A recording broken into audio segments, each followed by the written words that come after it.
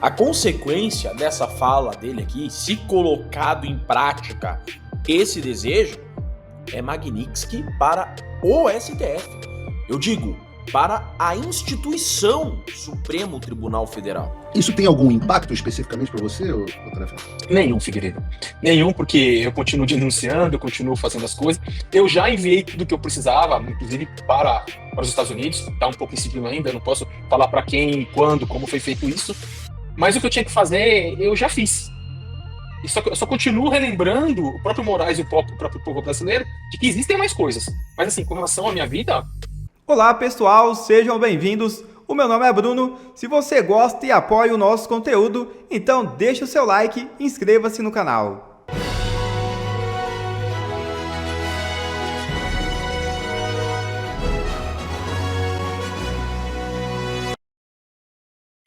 Desesperado, Gilmar Mendes pede que o Congresso blinde juízes do STF contra as sanções dos Estados Unidos. O medo da lei Magnitsky bateu à porta do Supremo. Gente, olhem só que fala desastrosa do Gilmar Mendes. A consequência dessa fala dele aqui, se colocado em prática esse desejo, é Magnitsky para o STF. Eu digo, para a instituição Supremo Tribunal Federal. Na Europa existe já várias discussões sobre isso e várias decisões sobre isso, tendo em vista embargos que são aplicados a Cuba, embargos que são aplicados ao Irã. E como recentemente houve essa aplicação, não só a cassação de vistos de autoridades brasileiras, o episódio do ministro da Saúde, mas também a aplicação da Magnitsky a um dos nossos colegas, e esse é um fenômeno que também está ocorrendo com autoridades europeias. Nós estamos nos debruçando sobre um debate de lei anti-embargos para... Lei anti-embargos. Veja, ele é ministro do STF. Ele está dizendo, eu, Poder Judiciário, estamos, né, Poder Judiciário, pensando em lei. Mas espera, lei? Lei é Congresso, né? Proteger as autoridades e também aquelas chamadas entidades que sofrem sanções secundárias.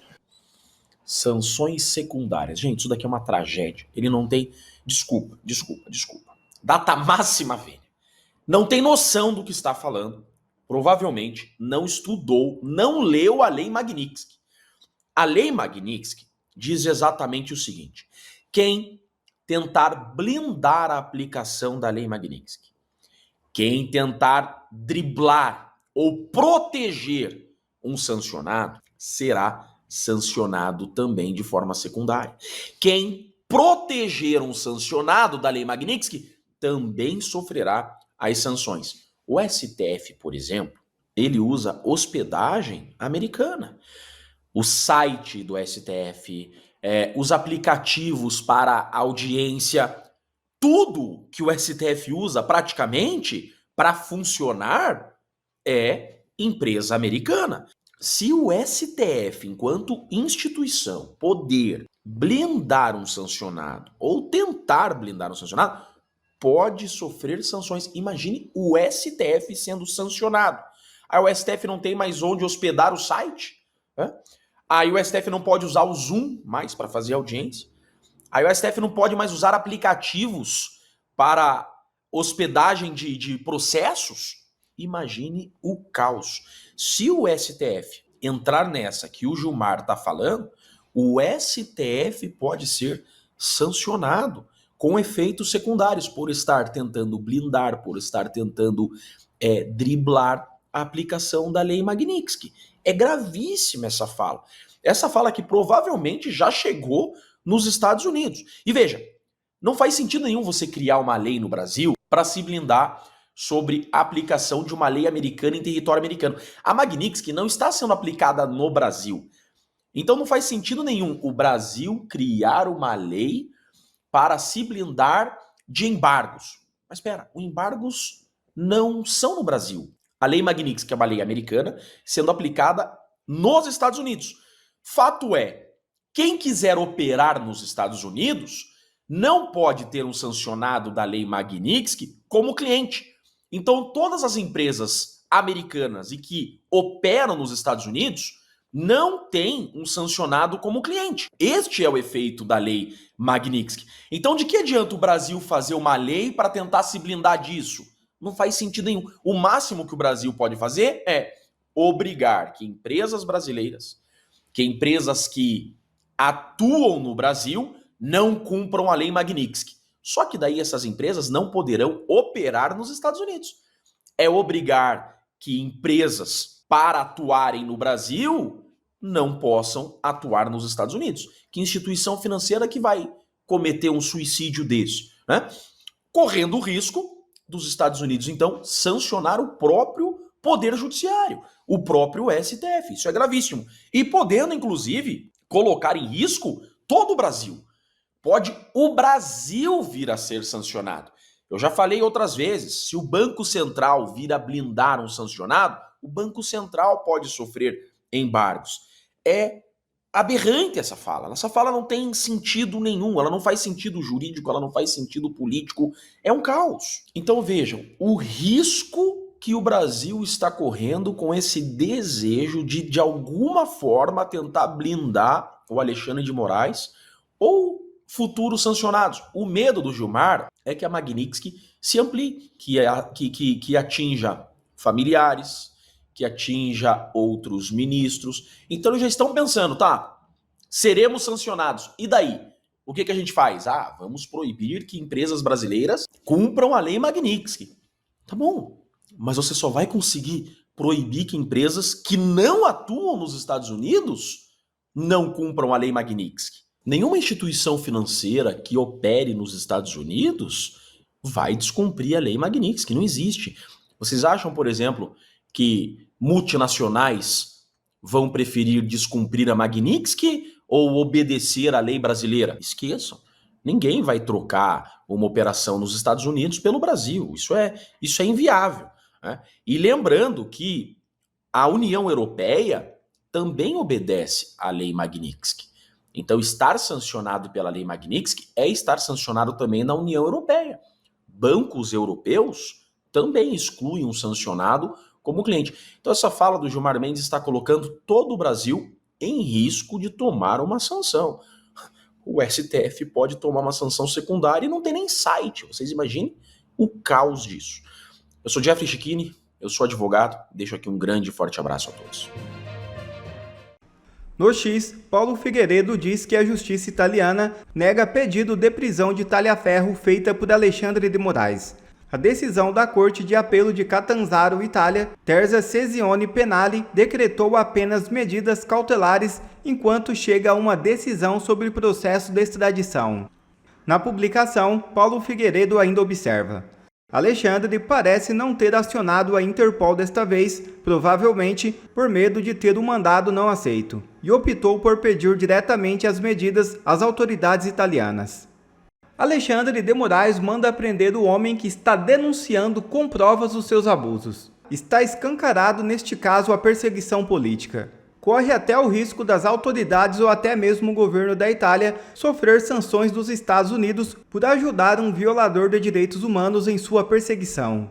Eduardo, a pergunta que todos no Brasil querem ter, você tem tido um papel preponderante, tem uma jornada muito interessante eu diria quase que bíblica, que de algoz para grande whistleblower, para o grande informante sobre os abusos que acontecem no Alexandre de Moraes. Seus documentos, as suas revelações foram absolutamente fundamentais e cruciais. Eu, pessoalmente, utilizei de muitas delas para tanto a sanção por lei Magnitsky contra o Alexandre de Moraes, quanto também as sanções de cancelamento de visto de várias pessoas do gabinete e tudo mais. Então, eu diria que o Brasil passou a ter uma preocupação com a sua figura. Então, eu começo esse bate-papo perguntando a você se você está bem. Sim, graças a Deus estou bem. Como eu já venho falado há muito tempo, tudo isso é previsível, eu já esperava, então não foi nenhuma novidade para mim. A gente até fica um pouco ansioso quando chega, no caso aqui, o Carabinieri, mas tudo conduzido na plena calma, na tranquilidade. é previsto, não tem o rito, a gente não consegue escapar. Na verdade, o rito correto da Itália, não o rito virtual, o rito do Alexandre de Moraes, né? Explica pra gente, então, esse rito da tua perspectiva, o que aconteceu, que horas eram aí na Itália, o que você estava fazendo, a polícia bateu na porta, explica pra gente como é que foi essa linha do tempo de acontecimento. Bom, eu estava aqui na minha casa, era por volta de 4 horas da tarde, tocou o interfone, eram 3 carabinieri, né? Carabinieri seria a polícia militar do Brasil, que aqui na Itália é chamado de carabinieri, pedindo para falar comigo, porque eles tinham um ofício para me entregar. Abri a porta, eles subiram, me troquei e falaram que tinha que ser conduzido e com eles na central dos carabinieri para ser notificado de um procedimento vindo do Brasil. Lá eu fui identificado, pediram meus passaportes, tanto brasileiro como italiano, a minha identidade, fui para a delegacia, né? Delegacia não, né? Para a central dos carabinieri, e lá passei por Até todo o esse processo normal. momento, Talhaferro, até esse momento você não sabia se seria preso, se não seria preso, o que aconteceria, ou já sabia? Eles foram cordiais com você? Como é que foi o Não, processo? foram excelentes, foram cordiais, normal na viatura, sem qualquer tipo de constrangimento, fomos conversando, batendo papo. Falaram para mim que tinha algo do Brasil, que eles também não sabiam, tá? Uhum. E era o cumprimento de uma decisão da corte de Catanzaro. E falaram que eu voltaria para casa, para eu ficar despreocupado, tudo, que era só para eu ser notificado e mais nada, identificado, na verdade. Inclusive, na própria unidade dos carabinieri, foi assim tratado muito melhor que em diversos locais do próprio Brasil. Então você foi levado, chegou na, digamos assim, uma central do Carabinieri, vou chamar aqui como se fosse um batalhão da PM, chegou lá e quem que te encontrou, o que disse a você? Eu fui já daqui da minha residência acompanhado de 2 carabinieri e o capo que fala, né, que é o chefe deles, seria o chefe da região, né? Chegando lá, né, eles me levaram para pro primeiro piso lá, passei, aí eu conversei com um outro carabinieri, que é o que faz a identificação civil, né? Foto, documentos, isso foi encaminhado, inclusive, para Roma. Roma tem centraliza esses dados, e depois disso só fui cientificado e pronto, mais nada. Quanto tempo durou o procedimento como um todo? Demorou, Figueiredo, justamente porque o sistema da polícia italiana de identificação estava apresentando diversos problemas. Então, esse procedimento levou mais de 1 hora para ser feito, só a colheita de informações. Mas o ato de notificação foi super rápido. E você teve, durante esse momento, você teve algum medo de ser preso, de ser ali, ter um destino similar ao da Carla Zambelli?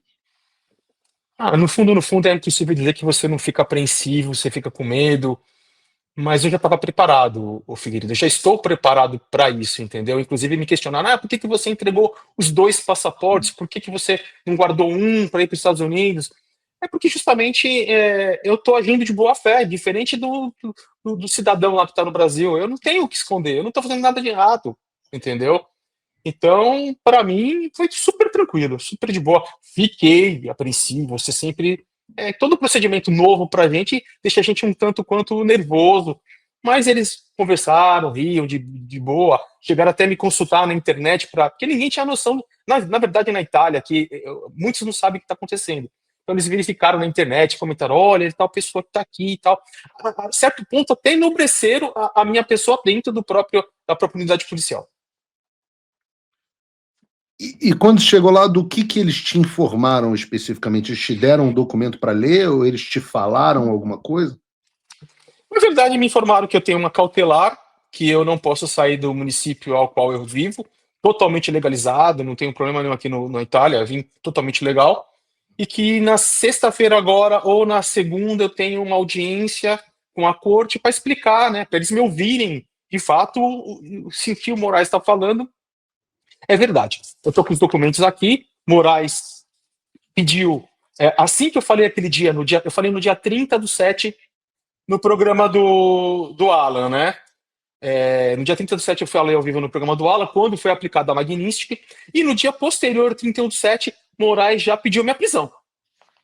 Só por eu ter falado, comemorado o fato de que ele ter sido sancionado pelos Estados Unidos. No dia seguinte, ele pediu minha prisão e a minha extradição pela Polícia Federal.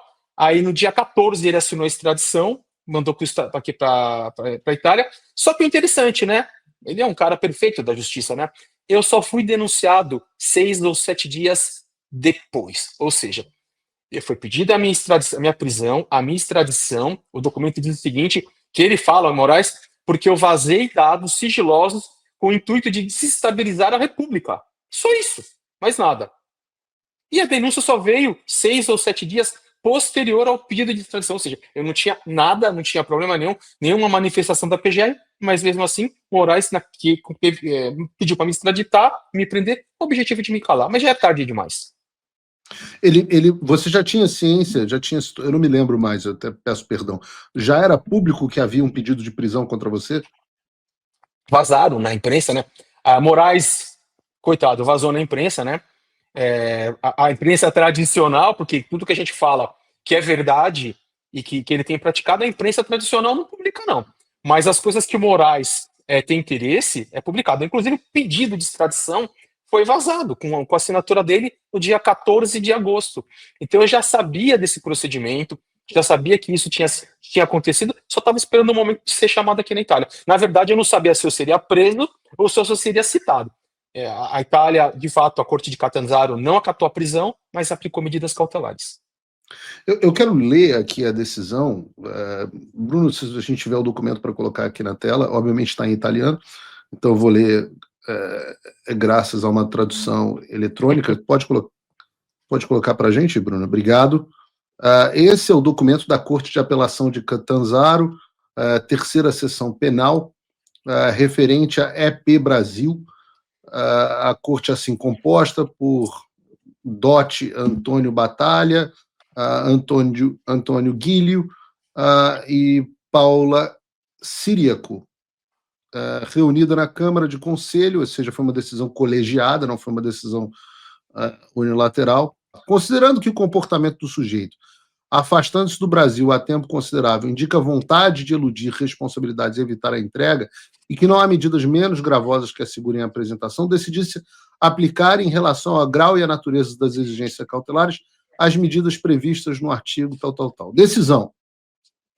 Aplica-se a Eduardo Talhaferro, residente em tal, as medidas cautelares e aí ele entra efetivamente no que se aplicou, da obrigação de permanecer no município de residência, proibido de se ausentar sem autorização do juiz do território do município, apresentar-se sem atraso ao comando da estação Carabinieri para declarar o lugar onde fixa a própria residência e os horários e locais em que será diariamente encontrado para os necessários controles, com obrigação de comunicar previamente à mesma autoridade eventuais variações dos lugares e horários indicados. Ordena-se a execução ao comando de Carabinieri competente por território, dispõe-se que no ato da sua notificação sejam retirados o passaporte e outros eventuais documentos válidos para o exterior. E é isso. Então, basicamente, a decisão contra você pede para que você continue na comarca que se encontra. É isso? É exatamente isso, que eu continue na comarca e posso sofrer alguns controles, né? Eles podem vir me visitar, ver se está tudo ok. Se eu continuo morando aqui, nada além disso, não tem prisão, nem medida que eu não possa falar na internet, não aprender no meu celular, nada. Só reter os meus documentos para que eu não me ausente da Itália e restringir a minha circulação somente no município. Não estou impedido de ir para outro local, até mudar de residência, mas com o quê? Avisando a própria justiça italiana. Isso tem algum impacto especificamente para você, Talhaferro? Nenhum, Figueiredo. Nenhum, porque eu continuo denunciando, eu continuo fazendo as coisas. Eu já enviei tudo que eu precisava, inclusive para os Estados Unidos. Está um pouco em sigilo ainda, não posso falar para quem, quando, como foi feito isso. Mas o que eu tinha que fazer, eu já fiz.